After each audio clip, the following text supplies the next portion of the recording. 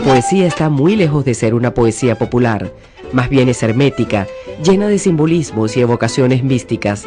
Tiene un fondo de cerradas profundidades. Un hombre también arrinconado por sus propios demonios, por sus propios fantasmas, una especie de fulguración hacia adentro, ¿no? Una iluminación hacia adentro de su propia angustia existencial. Eso, por supuesto, contribuyó a ser una poesía también impenetrable, pero en el fondo la poesía no es de por sí un tormento. Hay unos poetas felices, agradables. Por eso que va a costar mucho, y lo hemos dicho en otras oportunidades, cuesta mucho hacer que la poesía de Curiel sea leída por multitudes. Da la impresión de que desgraciadamente la poesía de Curiel ha quedado para los grandes estudiosos, para la academia, ha quedado para los estudiantes de letras, porque es realmente un poeta muy difícil de penetrar. Hay que hacer un poco de higiene crítica, hay que limpiar a Curiel de ese estigma de que es un poeta raro, de que es un poeta para poetas, de que es un poeta de palabras extrañas porque inventa neologismos del griego y del latín.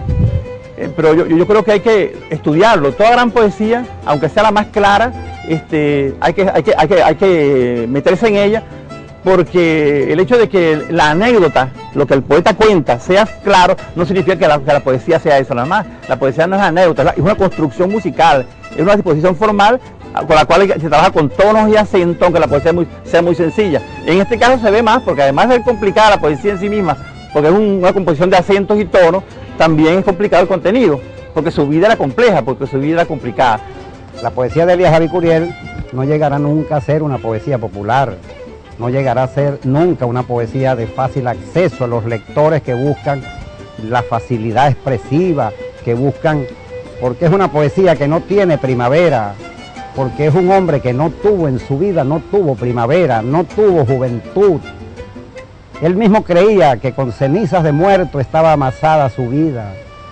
Él mismo se creía un proscrito cuando nos dice que su raza fue expulsada por los gladiadores de Cristo a esta tierra solar de los Cardones. La tierra solar de los Cardones es el ambiente propio de los heresiarcas, de los pensadores del desierto. El desierto bíblico no es más riguroso que el desierto coreano o el semidesierto coreano de aquel tiempo. De allí que no haya sido una poesía simpática, sino de inéditas resonancias, no escuchada antes en la lírica venezolana. Él fue un pionero en el discurso poético, ¿verdad? Porque hay un discurso poético que maneja con libertad, ¿verdad? Que maneja sin ver referentes, sin saber si lo están entendiendo. Todo poeta escribe para unos pocos que lo van a entender. Ahora, si los pocos aumentan, magnífico, pero si no aumentan, entonces ahí entra la crítica. Aunque en la poesía no todo es pluma, sino que cuenta también el arte, la forma y la armonía, el trabajo de Curiel, obviamente, no buscaba ni podía alcanzar un lugar entre los deslumbrantes hallazgos poéticos de la lírica nacional. Cuando él está escribiendo en coro, lo que se está haciendo es romanticismo. Elías David está haciendo modernismo, ¿verdad? Está buscando no atarse a nada, que es realmente el vínculo, la realidad moderna, ¿ves? No atarse a nada, ¿ves? La poesía modernista es una poesía de mucha orquestación musical. Le interesaban mucho las palabras bellas, los cisnes, los pavos reales, el mundo. Es un poco herencia del exotismo romántico, ¿no? Pero con más filigrana, con más adorno. Pero no era el adorno y eso lo que hacía la poesía, sino el efecto que producía, sinestésico, de color, de cromatismo, de texturas en los lectores, ¿verdad? Pero sin duda venció los prejuicios de creer que en la provincia solo cabe apreciar expresiones folclóricas o manifestaciones pintorescas.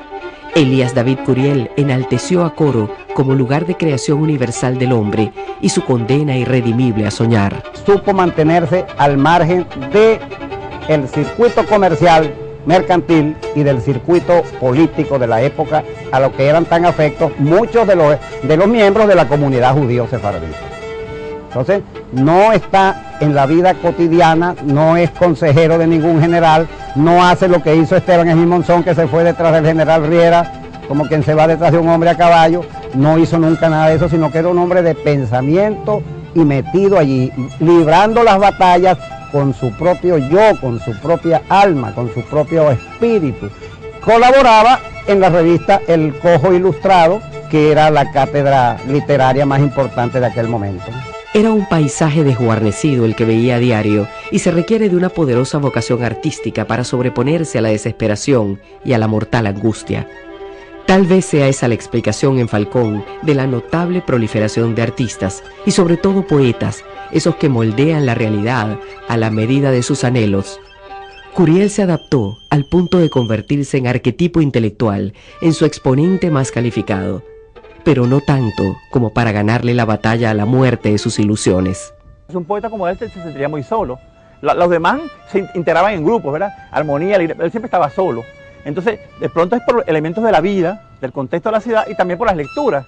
Él leía mucho Baudelaire y leía mucho a los poetas románticos, a Nerval, y esos poetas son poetas de mucho dramatismo, de mucha visión muy crítica y negativa del mundo, y dramática. Mucho se ha escrito acerca de las excentricidades del poeta, de su extraño deambular bajo la luz tenue que se filtra entre los cujíes y cardones en los atardeceres coreanos, de su tristeza infinita y de sus amores nunca realizados. Un poco eso también le faltó, ¿no? Es decir, un hombre solitario, no se le conoció nada así, aparte de la familia no tuvo esposa, no tuvo hijos. Sus poemas en realidad son su confesión, su verdad profunda amasada con sangre, con lágrimas y con oscuros padecimientos. Por ello, antes que a las anécdotas, es preciso dirigir la mirada hacia su obra, que fue su auténtica vida. Una obra que se desarrolla dentro de la corriente modernista, pero que modifica elementos del modernismo. Oh mi alma, este es como dice el leitmotiv que se repite en toda la poesía, ¿no? A través de mi vida. Oh mi alma, sueño de un Dios, incoherencia de un Dios atediado de su omnipotencia. Nadie dijo eso en la poesía modernista de ese momento. Sufría terriblemente el ambiente superficial y de maledicencia. Muchos lo consideraban un loco. Incluso decían que se acostaba en el patio de su casa de noche, de mañana, en apenas mediodía, se ponía así en cruz viendo el sol. Siendo loco, escribió la mejor obra de su vida. Entonces, ¿dónde está la locura? A lo mejor era la locura para la vida, pero para la poesía era muy lúcido. ¿Por qué tengo yo que dedicarle una mirada a esta obra? Yo diría que porque se trata de un héroe del espíritu. Escribía para destruir la muerte, golpearla y vencerla, al tiempo que deambulaba en solitario al anochecer, como un sonámbulo hechizado por oscuros demonios. El desencanto que signó su existencia tocó fondo a los 53 años. Ya tenía los ojos pequeños y el rostro demacrado, como si hubiera renunciado a sus propios versos. Él sublimó su tragedia personal en el ejercicio del arte y del estudio con devoción admirable. Se embriagaba con sus visiones, pero también con éter o con alcohol.